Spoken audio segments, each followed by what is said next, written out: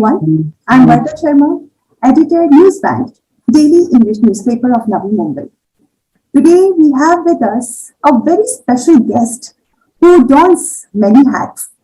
She is a physician, space medicine expert, speaker, and even an aquanaut.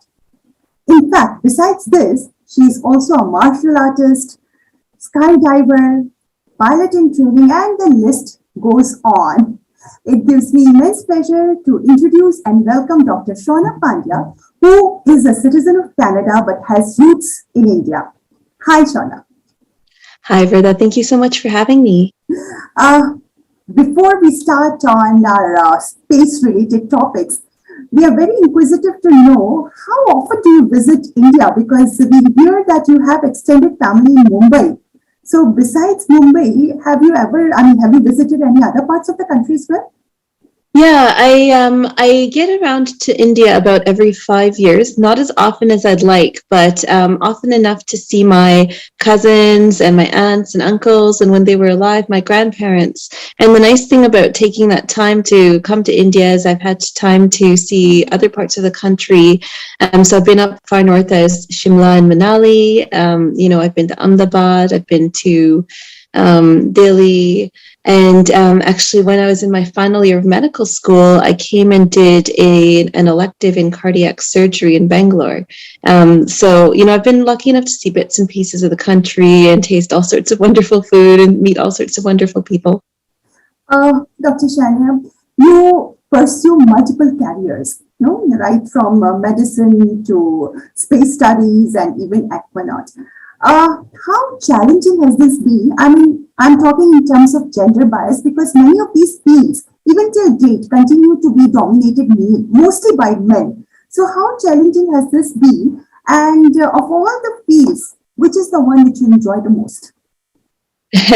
That's a great question. So I think my greatest challenge is just managing time and finding time for everything, and always giving what needs priority, that my attention in the moment.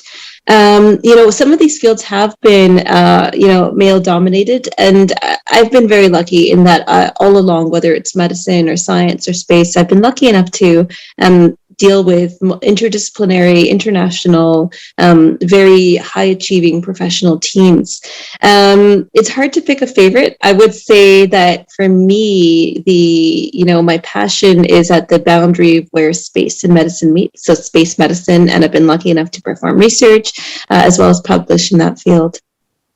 You were also part of the first crew to test a commercial spacesuit in zero gravity in 2015, right? So we would like to know more about this, and also if you can share some experiences that you remember even till date.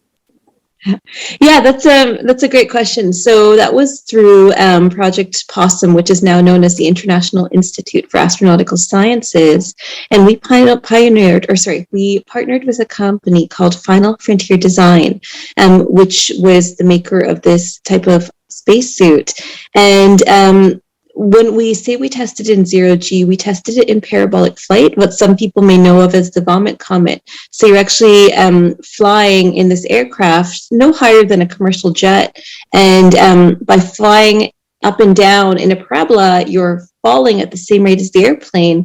And so you generate periods of 20 seconds of microgravity at a time. So you're floating around in the spacesuit in zero G, and you're just in disbelief, like, oh my goodness, am I doing this? And it's you're working with your crew of 4 or 5 people who have also practiced every single maneuver they need to do.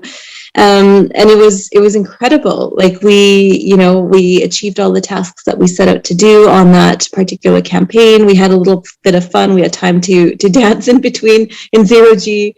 And what the most striking memory for that was after we hit the ground, and we actually had no idea that this was a first. We just knew that we were doing some science and technology demonstrations. And then the executive director came to me afterwards and he said, I think you're the first crew to test a commercial spacesuit in zero G. And we just didn't even realize, because of the rest of the experience was so amazing. That was, yeah. And you are also an aquanaut. Yes. You can please tell us more about this, because we are not really aware of all this. Yeah, so what an aquanaut means is it's someone who has lived underwater and breathed the air at the same ambient air pressure as the surrounding water. So there's a little bit of physiology and physics that comes into play. Anyone's a diver who's listening, the deeper you go, the more pressure there is from the water in the air above. So there's actually more pressure. And so if you put a habitat down on the floor deep underwater, which is where we went, the air in that habitat will be at a higher pressure, and it will be at the same pressure as the water surrounding. So once you've been in that environment for 24 hours, we say you're in saturation, and that any bubbles that are floating around in your blood actually get compressed and get dissolved into your blood. And so that's what the formal technical definition of an aquanaut has to refer to. And so I achieved my aquanaut designation on a 2019 5-day underwater mission in the Florida Keys at a place called the Jules Undersea Lodge. It's not so deep underwater. It's 20 feet. So there wasn't lots and lots of pressure, but it was still really interesting to see because, food packaging that we brought underwater with us, they would be big and inflated at the surface, and then they would be squished and crunched down when we were at the habitat. That mission was incredible. We worked as a team of 5 from Canada and the US for 8 months to create the science, the objectives, the operations. Living underwater was incredible. We did science, we had technology demonstrations, we did outreach with schools in Canada, the US, and India. And that crew became, like a second family. I still talk with them every day. So, being an aquanaut was an incredible professional achievement, but the second family I gained out of it was, an added bonus. Compared to space, oceans are still, less explored. So what, in your opinion, or how can we promote this among the newer generation? That's a great question. Yeah, and you're so very right. So we actually know more about the moon's surface than we do about the bottom of the ocean. 5% of the oceans have been mapped to date. 95% are still uncharted. We're discovering new species all the time. So to anyone out there who's excited about exploration, who's curious, who wants to know more, look into ocean exploration because it's fascinating. And the other part of that is the ocean is like the heartbeat of our planet. And if we don't conserve, if we don't sustain the oceans, if we don't work to preserve these fragile ecosystems, we're actually accelerating climate change and the destruction of our planet. So for anyone who's interested, there's a whole world under the ocean that's underwater that's waiting to be discovered. Is there any special studies that is required to do, or how can we go explore this or go into this field? Yeah, there's lots of ways. You can be an oceanographer, a cartographer, a marine biologist. You could specialize in a specific species. You can look at ocean ecosystems. So basically figure out what part of the science that you love, or even maybe the art, the storytelling. And, that will be your introduction into ocean study. Actually, although there has been, great advancement in science and technology, but even till date, many women are not, despite there is a desire, but not many are taking up, as to become an astronaut. So, and also not many are taking up STEM studies. So, how can we improve this scenario? In fact, I think this is applicable all over the globe, not only in India. Yeah, that's a great question. And I'm heartened to see that every day from across the world, especially from India, I do have questions from young men and women, especially young women saying, how do I do this? I want to be like you. And I would say that this is the best possible time to be alive. This is a time when there's student organizations related to space and STEM that you can pursue. But my number one piece of advice is don't let anyone stop you. Don't let anyone say that this isn't for you, that this isn't for girls. Pick what you love, strive to be the very best at it, and then don't let anyone tell you you don't belong there, because I promise you that you do.